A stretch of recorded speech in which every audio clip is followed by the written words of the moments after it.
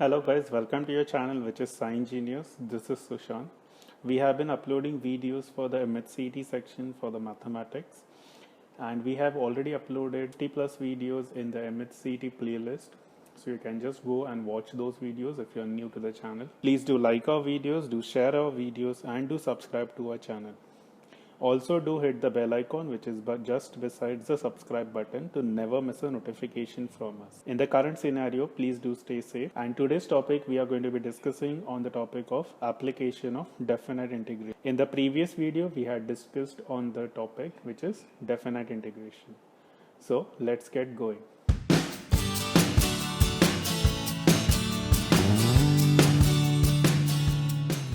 As you know, we had started a new segment wherein we ask a question and the solution for it is provided in the next video. So these were the two questions which were asked in the previous one, and the solution we are going to be providing for it. If you're new to the channel, you can just see our previous video which was discussing on the topic of definite integration. So these two sums are based on definite integration, and let's see the solution for it. So we have the integration of sine of 1 by x upon x square. So you can see directly that 1 by x is basically the problematic thing in this sum. So what we do is we just substitute, and just directly substituting does not make any change. We have to also see whether its derivative is present in the sum also or not. So we can see directly that if I take the derivative of 1 by x, it becomes minus 1 by x square dx, which is basically in a way in the sum. This is going to be equal to dt. So that minus sign we can take on the other side and we get the particular integration. Now since we are substituting and we have definite integrations, we are solving definite integration, so the limits also should change. So if I have x as 1 by pi, my t becomes pi, and if I substitute x as 2 by pi, my t becomes pi by 2. So that is why my integration changes to pi by 2 sine t with a minus sign outside dt, because dx by x square is minus dt. So we have the integration for sine t, which is nothing but minus cos t. So this is what we are getting. So the minus becomes plus. If I substitute the upper limit, it becomes 0, and minus the lower limit, if I substitute pi, it becomes minus 1, so which makes it plus 1. So that is why answer is D. Moving on to the next one, we have integration which is minus half to half of cos x log of 1 plus x upon 1 minus x dx k log 2. Now whenever you have a sum wherein we have the limits as minus a to a, always go and check whether the function is going to be even or odd. If you have the function as f of minus x is equal to minus f of x, then that becomes an odd function, and if we have f of minus x is equal to f of x, it is even. So whenever you have an integration which is minus a to a f of x, if it is odd, it's going to be 0, and if it is even, it's going to be 2 times the function, that is for the limit 0 to a. Now let's just check whether this function is even or odd. So my function is f cos x log of 1 plus x upon 1 minus x, and I have to replace wherever x is there minus x. So I'll be getting this as cos of minus x log of 1 minus x upon 1 plus x. Now we know that cos of minus x is, anyway it becomes cos x, and in this case what we need to do is we need to check whether it is minus f of x or f of x. So we see that the log, inside the log we have this as inverted, and in the question it is 1 plus x upon 1 minus x. So because of that we can just take, if I invert it, I will be getting a minus sign outside. So this is minus cos x log of 1 plus x upon 1 minus x. So you can see that my function is following this particular formula or the rule, that is f of minus x is minus f of x. That means it is an odd function. So for odd function, the integration is always going to be 0.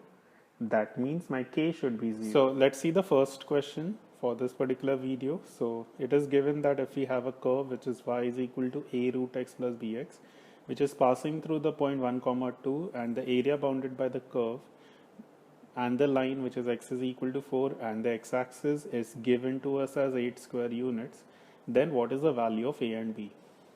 So in this we have basically two equations. One is this particular curve, and we have one more line, and we have x-axis. So basically this curve, we don't know what it is, but let us just draw it. So this is some random curve which is there, and it is going to be between the line which is x is equal to 4 and the x-axis. Now from here we can see that this particular curve is going to be passing through the origin. So actually the curve should be starting like this.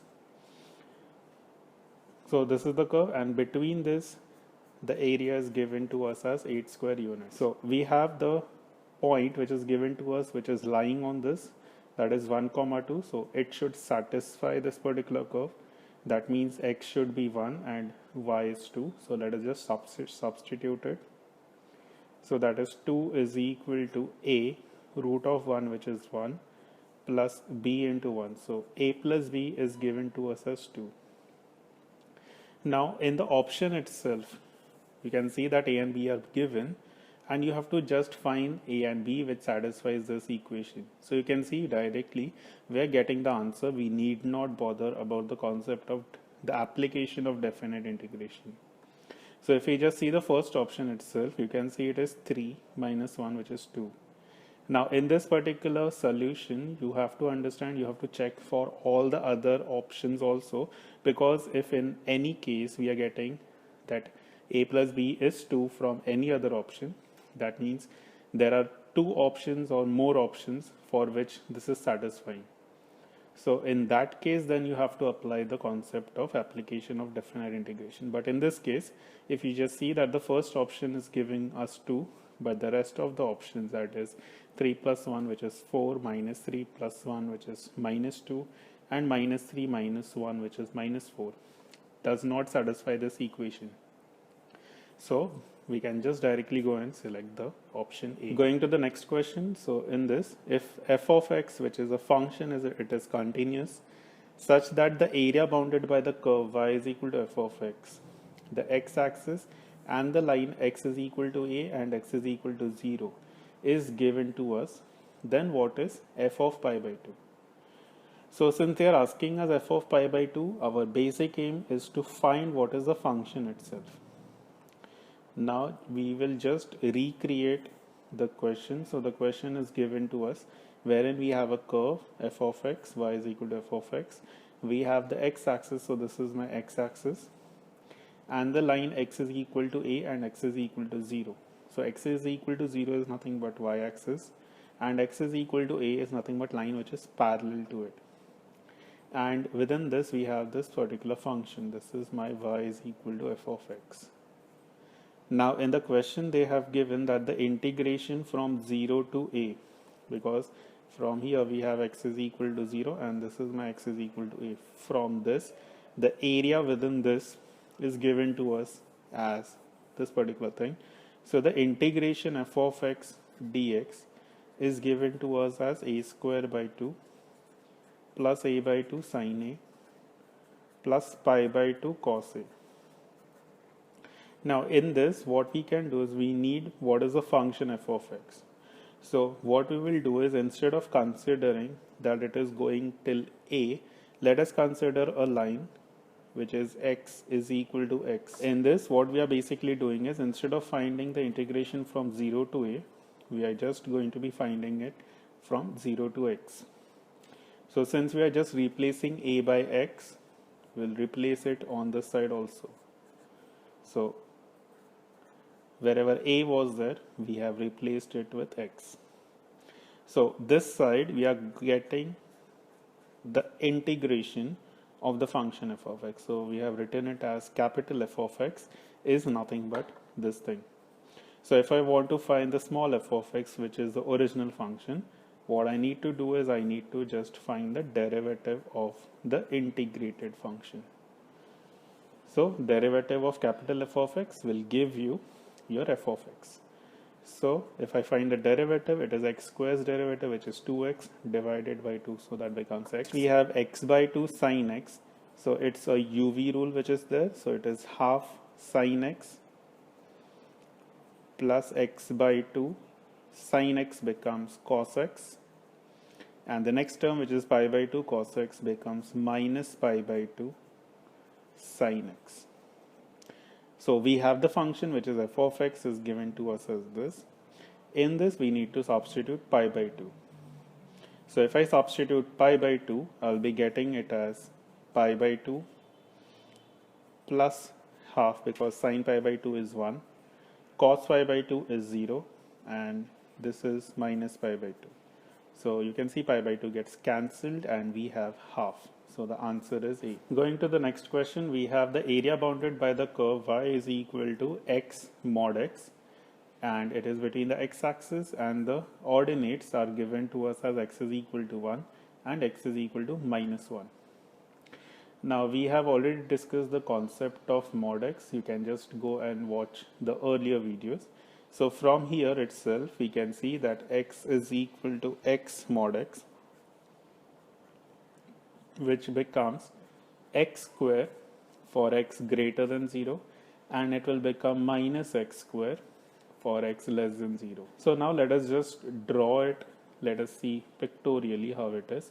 So y is equal to x square is nothing but this particular curve, and minus x square will be this, because for less than 0 it is minus x square, and for greater than 0 it is plus x square.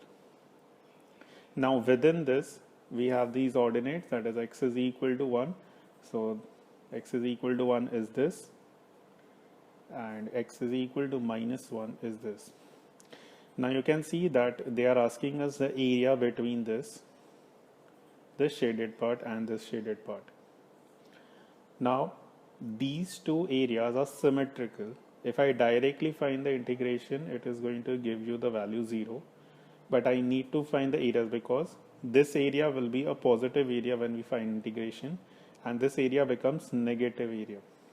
So what we need to understand is this areas, since they are equal to each other, the answer is going to be twice integral. So we are just going to take it from this point, that is from x is equal to 0 till x is equal to 1, and the function. So for greater than 0, my function is x square dx. So if I just find this particular answer, that will give you the area of the bounded curve. So so I'll be getting this x square as x cubed by 3 into 2, and the limits 0 to 1. So if I substitute 1, it's going to be 1 by 3.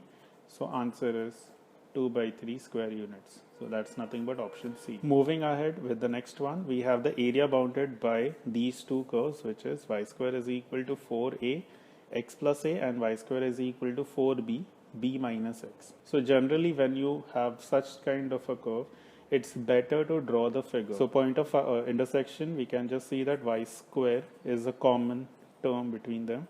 So let us just equate both of them. So I'll be getting the equation as 4a into x plus a is equal to 4b into b minus x. So if I just open this, you can see a4 gets cancelled. Let us open this up.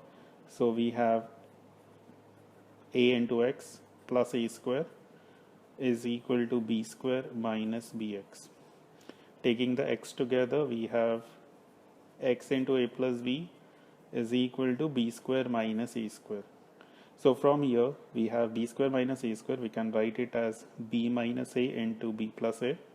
So b plus a cancels out, and we are getting x as b minus a. So we have got x as b minus a. So that's nothing but the coordinate of this point. So since we are going to be dealing with the integration now, so integration, so what you can see is we need to find the area bounded by these curves. So that's nothing but this total area. So instead of finding the total area, what we can do is we can do just 2 times this area, since it is symmetrical. And in that also we need to split it up into 2 parts. So it's area between this and between this. So this point we are getting it as the x coordinate, we are getting it as b minus a. No need to find the y coordinate, that's not required. So my integration is going to be from this point. So this point we know it is nothing but minus a comma 0, and this point is nothing but b comma 0. So my integration is going to go from minus a to b minus a, and this is the curve. So that curve is nothing but this, and that should be y in terms of y. So y is equal to root. So that becomes 2 root a into root of x plus a dx plus integration. It's going from b minus a to this point, that is b, and I'll be getting this as 2 root b into root of b minus x. So this is the integration which we need to solve. If you solve this integration, you'll be getting the answer as 2 root a. This is root of x plus a, can be written as x plus a 3 by 2 upon 3 by 2 with the limits minus a b minus a, plus it's going to be 2 root b, and since we have x with minus sign, we'll have this minus, and this becomes b minus x raised to 3 by 2 upon 3 by 2. If you solve this integration, what you find is you're getting the answer as a. So these were some of the sums which were based on the application of definite integration. You can just simply practice it. So for practice, we have given these two sums for you to solve, and the solution for this will be provided in the next video. So for that, you need to just stay tuned to us and hit the bell icon just beside the subscribe button to never miss a notification from us, and do like our videos and do share our videos with your friends. So the questions are the area of the region bounded by the equation, which is y is equal to 2x minus x square and the x-axis, and the area bounded by x square plus y square is equal to 8 and y square is equal to 2x. So these are the sums which were asked in the previous Mhtcet, so you can just have a practice of this. Do let us know in the comment section how do you find this particular section, and also write what the answer should be for this question. So thank you guys for watching our videos and also commenting on them. It's really helping us to make more videos for you guys. Do let us know in the comment section what more videos you would like us to make on. Do like our videos, do share our videos, and do subscribe to our channel. Do stay safe in the current scenario. As you all know that Mhtcet has been postponed, so please do keep your studies on a regular basis. We are always there to help you in your preparation. We'll be soon starting with the physics section for Mhtcet also. So your sharing and liking the videos will help us make more videos for you and help you in your preparation. So thank you guys, and keep sharing. So keep learning, keep watching, and happy learning. Bye.